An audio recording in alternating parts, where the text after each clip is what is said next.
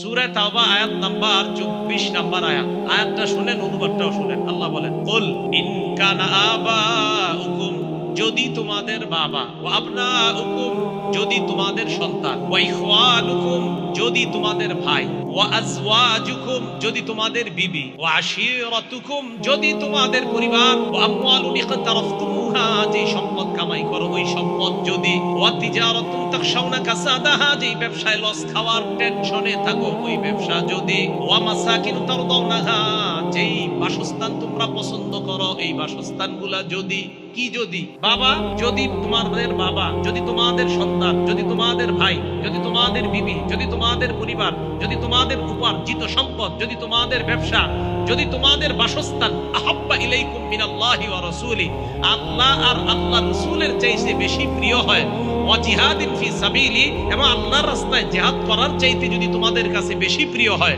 ফাতারাব্বাসু হাত্তা ইয়াতি আল্লাহু বিআমরি, তাহলে অপেক্ষায় থাকো, আল্লাহ তোমাদের উপর যেই গজব নিয়ে আসবে ওই গজবের অপেক্ষা করো। তাহলে এবার আপনারা বলেন তো, বাবার চাইতেও বেশি প্রিয় হতে হবে কে? আল্লাহ তার রাসূল, আল্লাহ এবং তার রাসূল। আচ্ছা, মায়ের চাইতে, বিবির চাইতে, ভাইয়ের চাইতে, সন্তানদের চাইতে, ব্যবসার চাইতে, সব কিছুর চাইতে আল্লাহ আল্লাহ রাসূল বেশি প্রিয় হতে হবে।